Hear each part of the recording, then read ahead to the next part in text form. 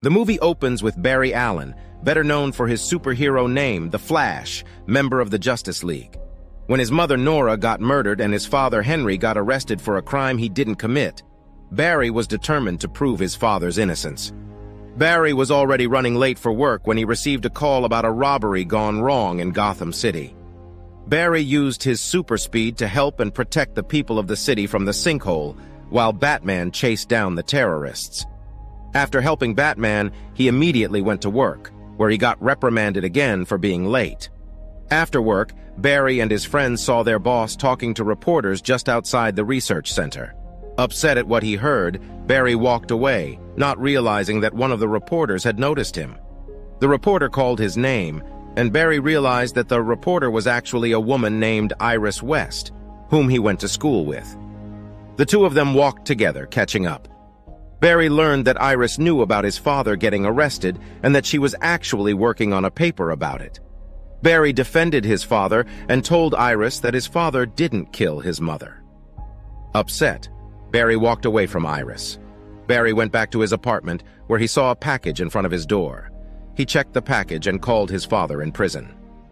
Barry was talking about proving his father's innocence, but Henry told Barry that it was fine and that he prefers to stay in prison than be reminded that his wife is gone. Barry went back to their old home and remembered what had happened prior to his mother's death. They were a happy family then, until one day Barry heard her mother screaming, and when she went to check, he saw his father beside his mother, who was stabbed. That was the day that Barry lost his mother, and his father got arrested for a crime he didn't commit. Overcome by his emotions, Barry accidentally opened and entered a portal that could bring one back to a certain event in the past.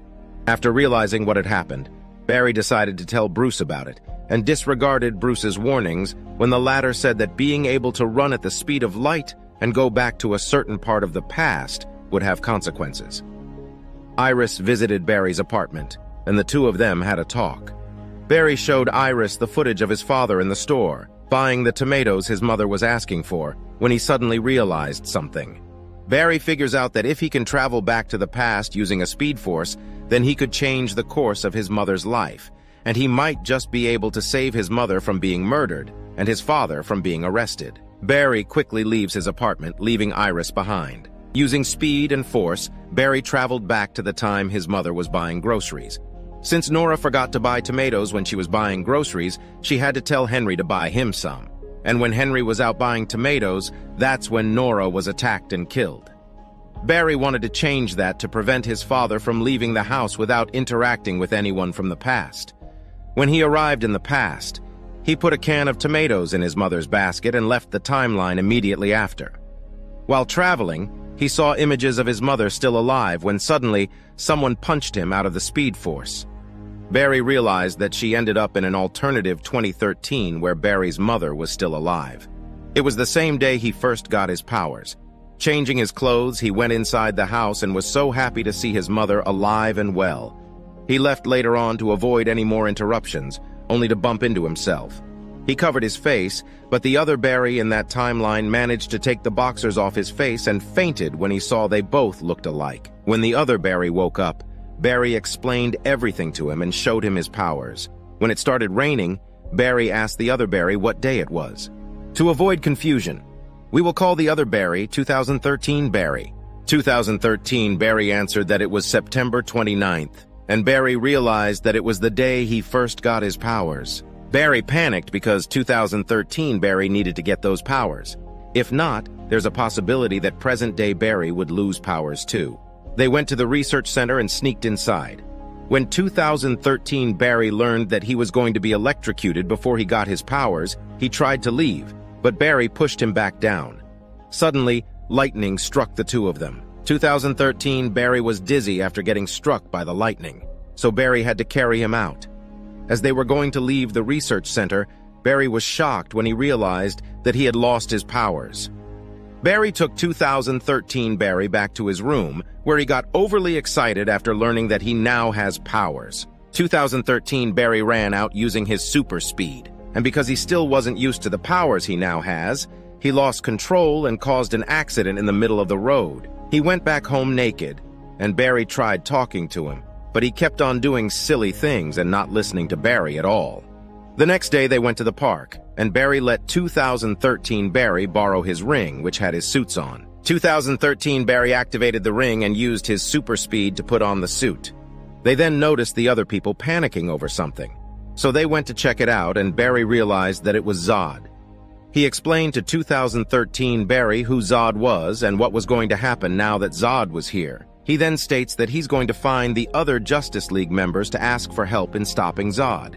In an apartment where 2013 Barry's friends are, he checked on the internet about the other superheroes but learned that they weren't around by that time yet. Seeing as there were no other superheroes yet at the time, the two Barrys decided to look for Bruce Wayne in the Wayne Manor. They entered the manor and looked around.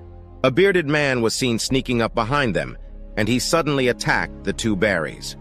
When the man was down, Barry asked the man who he was, and they learned that the man was actually the alternate version of Bruce Wayne. Barry told Bruce about Batman in his timeline. They also learned that this alternate version of Bruce Wayne has retired from crime fighting and is now staying alone at his manor. The two Barrys then convinced Bruce Wayne to help find Kal-El, better known as Superman. But Bruce Wayne refused and left them alone. Barry led 2013 Barry to the covered well near the manor. He got 2013 Barry to go through and open the door from the inside, and the two of them went down the well. Barry opened the lights, revealing Bruce Wayne's Batcave. Barry used the computer to look for any unidentified objects entering the Earth's atmosphere anywhere near Kansas in the last 50 years, while 2013 Barry kept on playing around. At some point, Barry had had enough of 2013 Barry and not taking things seriously, and the Barrys had an argument. But the two of them talked it out later and apologized to each other. When Barry went back to doing his thing on the computer, he noticed that a camera was turned on and pointed at him. He knew Batman was watching, so he called out to Batman. Barry talked about what Bruce told them, that there are certain intersections that are always inevitable. He mentions that 2013, Bruce and the Bruce in Barry's timeline both have an Alfred, and despite the fact that they're in a different time, there are still things that are exactly the same as the ones in Barry's timeline. Later on, Barry was seen sleeping. He woke up and read through the file in front of him. There he learned that Clark, or Superman, was being held by a mercenary group in a Siberian black site in Russia. He woke Barry up and told him that they needed to save Superman, but the latter asked how they were going to get to Russia. Suddenly, Batman's jet landed in front of them. Batman had put on his Batman suit and decided to help the two Barrys. The two Barrys entered the jet and they flew away, going to Russia. When they arrived at the black site, they used a parachute to land. They attempted to sneak inside, but 2013 Barry is so clumsy that he accidentally made noise. The scientists in the room saw them and sounded the alarm. The guards arrived and started shooting at the two Barrys until Batman flew down, knocking out everyone. The three of them then approached a Kryptonian pod. Batman tries to hack the Soviet security cyber scrotum with a phone, and 2013 Barry decided to try all combinations, and actually managed to open the pod.